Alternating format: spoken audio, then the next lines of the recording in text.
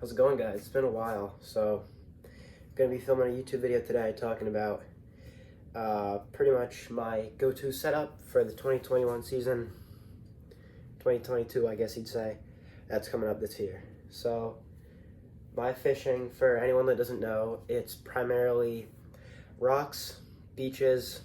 I didn't fish estuaries a lot last year, but I'm planning to do that a lot this year, because it's a new fishery that I really want to learn, and I've heard from a lot of anglers better than me that it's something you need to learn, although it's really, really hard.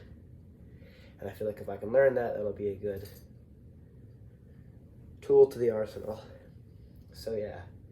So first thing I'm going to be going over is my rod. So generally, I know a lot of guys will fish heavy gear, like main setup that people are fishing for rods is Lamiglas Carbon Surf. I'm not sure about the price range for that. I know it's somewhere around $400+, maybe $500. Being a 14-year-old in high school, it doesn't help. It's pretty expensive. But even still, I went with a setup that I've tried and I've heard from people that they really liked. So what I'm using right now is an ODM DNA. It's a 9-foot moderate. It's moderate fast. It can throw 1/2 ounce to 3.5 ounces.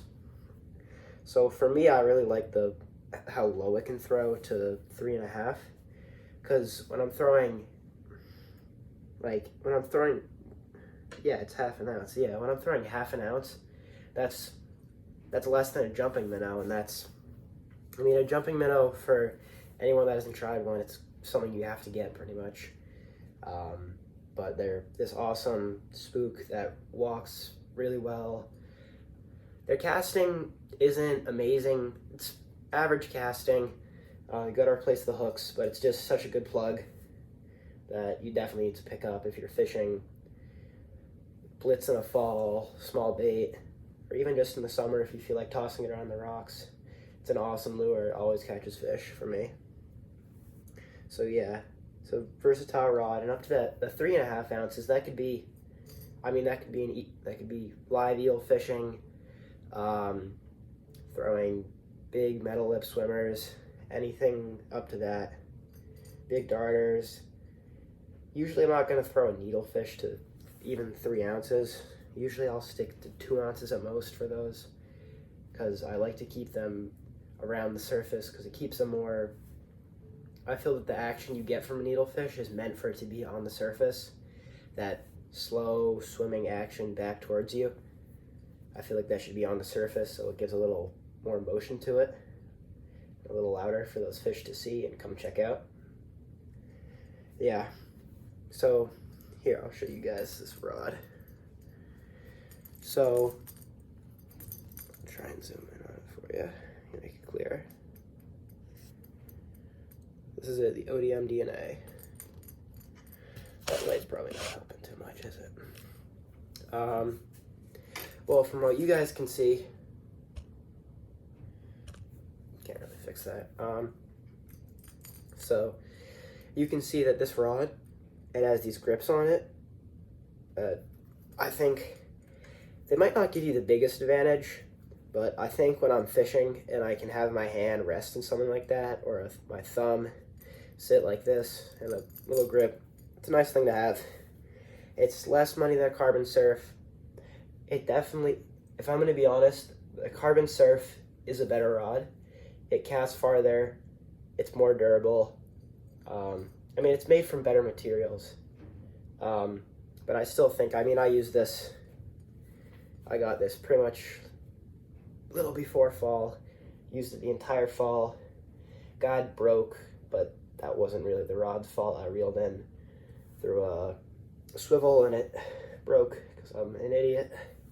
And then down here, it's got those same grips. Try and show you that. Same grips down the handle for casting. This rod does a great job of casting.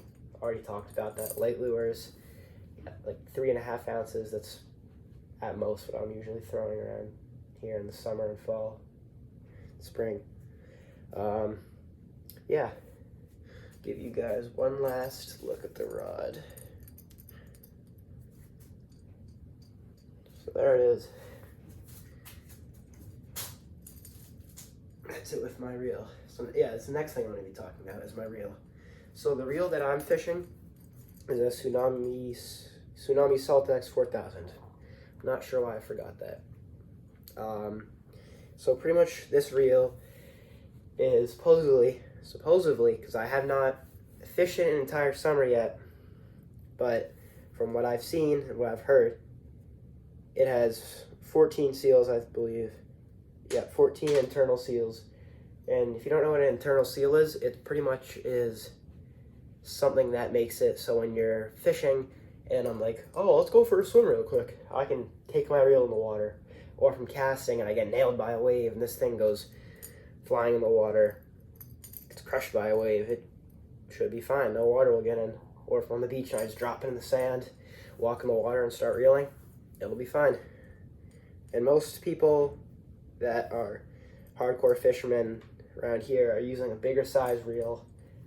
I am definitely a hardcore fisherman for what I try to do, but honestly I wanted to start with something lighter, because I feel like this year what I did and what I think I'm going to be doing a lot of next year involves lighter setups like this that'll be able to cast like this. It's not especially heavy lure. I think it's an ounce or an ounce and a half.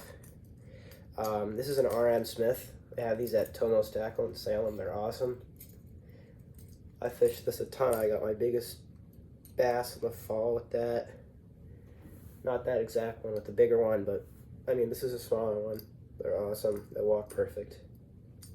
I have circles on here. They don't come with those, but definitely something you should put on if you're trying to save a fish, which I do. Back to the reel.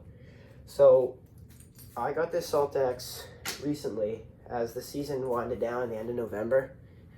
I'll try and show you guys a little bit of reeling with this thing so you don't think I'm an idiot. It's kind of hard in my basement. So pretty much it's another good thing about the Saltex. One, you can hear no noise. I hope there's no noise. It's a $360 reel, but yeah, no noise. You're gonna get something the Van Stalls won't actually do. Oh, it's mine. So when you're reeling with a Van Stall, you go like, as soon as you let go here, this reel is gonna stop, and that essentially is showing that could be like a effect from the seals in it. I'm really not too sure, but from what I think that's showing is that when you when I keep reeling with this, it's got a better gear ratio. I'm not sure, I don't know what the numbers are and like how they're different, but this reel definitely is a smoother gear ratio. It's meant to be a little less durable, more smooth. It's not made of as good materials, but it's still, for the money, it's a great reel. From what I've heard. Can't be judging me yet. Yeah. So, I hope you guys enjoyed the video. Oh, real quickly, when I fish for leader and Fisherman's Clip, right now on this I have 30 pound, can't see that, I have 30 pound CR.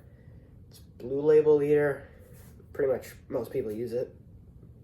It's an awesome leader. Doesn't break easy. It casts well. Has no coil to it. It's fluorocarbon, so it slowly sinks. Yeah. Then Fisherman's Clip. I have a tactical tactical anglers. I think it's like a power clip or something like that. I'll make sure to leave a link in the description for all this stuff if you guys want to get one. But yeah, that's my setup. ODM DNA, 9-footer. Tsunami Saltex 4000 right here. Oh, and this is Power Pro Slick. It's 20 pound if you guys want to get that. It's probably some of the best casting line you can get. It's a little expensive, but it's definitely worth it. And RM Smith, find it at Tomo's. Yeah, that's about it. That's all I have to cover for now. If you guys want to see some videos about my plug bag, my fly fishing setup, I'm getting really new to that. It's fun. My lighter rods I'll use for fishing on boats, early season schoolies, midsummer schoolies, fall fishing, shad. There's so much to cover, honestly, and I'd love to do it all. So yeah, that's what we'll call that a day. Thanks for watching, guys. See you next time.